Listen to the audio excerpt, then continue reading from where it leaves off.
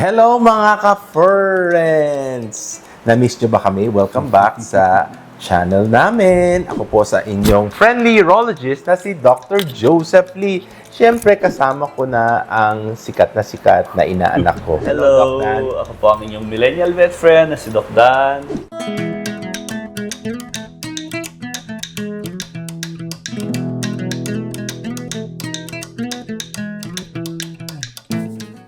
Tuwing summer, kadalasan tumataas ang bilang ng rabies case. Pero ano ba ang kadahilanan bakit tumataas ang rabies? Dahil uso ba sa summer? Ano sa tingin mo? Pwede isa din siyang factor. Is it a seasonal thing? Ang rabies lang ay pang summer? Or dahil mainit lang ang panahon, maraming na prapraning na aso at pusa. May naprapraning ba na?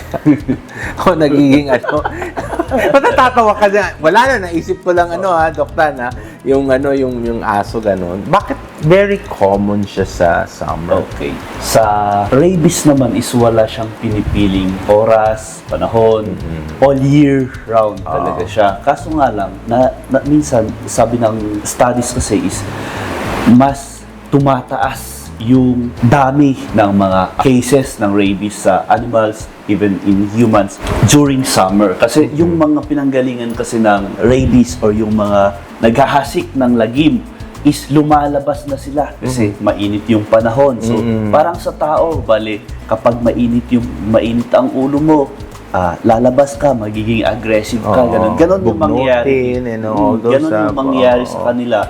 Iinit yung katawan nila, iinit yung panahon, maghahanap sila ng lugar na Comfortable at the same time, makakakita sila ng mga dogs or cats or mga other animals na pwede nilang i-transmit yung virus. So these are infected dogs and cats. Yes, So during the time na summer mainit, siguro they become sabi mo nga medyo anxious sila, so lumalabas sila. Then probably they attack dogs. Yes. Hindi lang dog kasi Hindi lang, pag may mga bystanders na tao, kakagatin din, no. So ang tendency kasi is that the rabies virus becomes very, very progressively virulent during the time of summer or yung warm climate, mga ganon.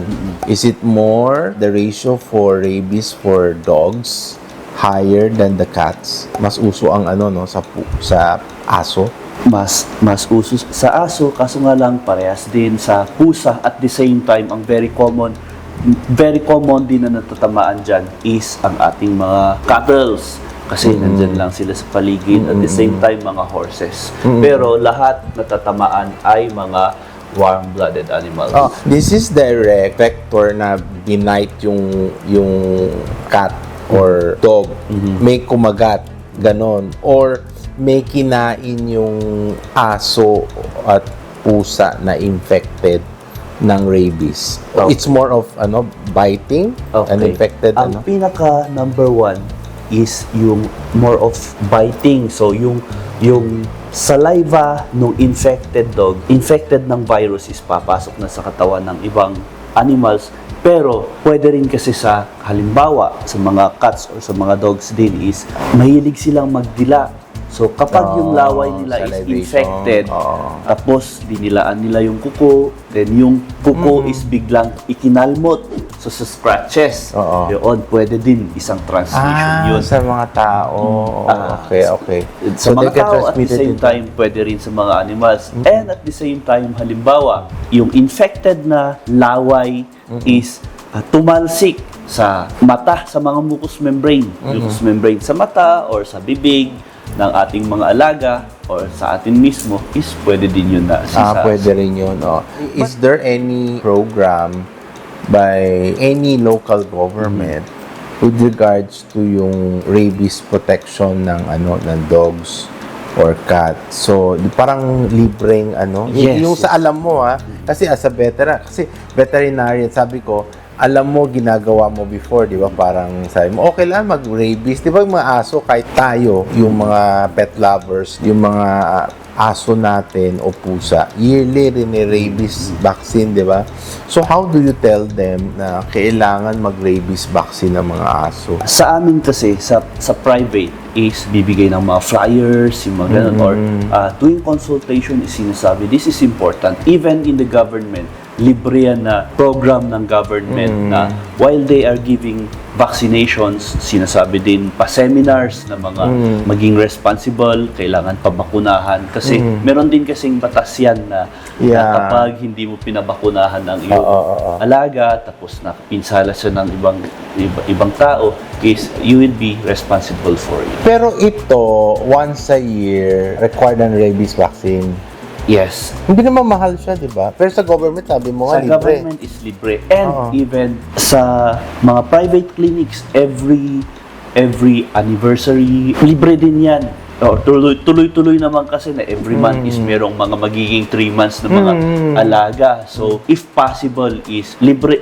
Kumbaga, konti lang naman yung mga nasa 250 to 300 kapag sa private. Pero sa mga city veterinary offices is may schedule din yan na libre.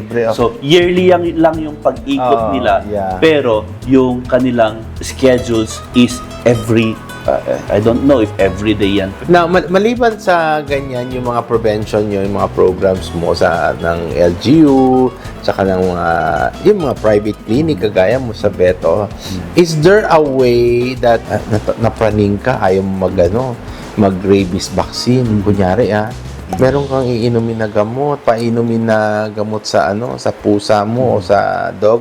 Do you have such a thing na prophylactic? Oh, okay. So, bale, meron tayong, kumbaga, depende kasi sa assessment din. Kaya kailangan ng consultation ng veterinarian. Yeah. Kasi after, meron kasi tayong tinatawag na pre-exposure, hindi lang sa hayop, hindi lang sa tao, kundi pwede rin sa hayop. Yung pre-exposure, yun yung mga binibigay natin na mga preventions at saka post-exposure. Halimbawa, sa assessment ng isang veterinaryo is okay pa naman yung updated pa yung vaccines kung kinakailangan siyang mabigyan ng post-exposure na after makagat is ibibigay, babakunahan siya ulit. Pero depending doon sa severity, depending din doon sa pinapakitang sinyales nung isang pasyente. Pero with regards sa treatment, is wala kasi talagang treatment sa rabies. Wala talaga. So, yan only treatment for rabies affected dogs or cat is vaccination. Vaccination. They have to be vaccinated. When you say in prevention of rabies is vaccination. Importante, kagaya sabi ni Doc Dan, your dog should be yearly, hopefully, and your cats to be vaccinated. Though there is no reason or protocol for oral prophylactic of any antibiotic or whatsoever kind. Huwag kayong magmarunong. So pag nakita ninyo yung aso ninyo o yung pusa ninyo parang naprapraning, para hindi na kayo masama sa pagkapraning, dali mo na sa alam mo, di ba? Kasi, tapos yun. Tapos, if you feel that, siguro para advice na mga signs and symptoms, parang nagsasalivate, parang feeling mo unusual, nagtatago sa dark areas, I think, dalhin nyo na sa vet, no? Now, if you're not sure, huwag nyo nang hawakan, no? Absolutely. Puput at sampa, no? Then, ma-restrain yung aso. Ayun. So, ayan. Thank you, Doc Dan, sa mga explanation mo sa mahalagang information patungkol sa rabies. Para sa ating mga nanonood at ating mga subscribers, if you have suggestion with regards to our topic, you can message on the comment box below. Okay, Doc Dan. At huwag niyo din kalimutan na i-like, i-share ang aming mga videos. At syempre, mag-subscribe kayo sa aming YouTube channel. Muli, ako po ang inyong pet lover, talaga pet lover, at friendly urologist na si Doc Joseph Lee, kasama ang aking inaanak na magaling na... Ako si Millennial Pet Friend na si Doc Dan dito sa The Post Pet Lifestyle Channel.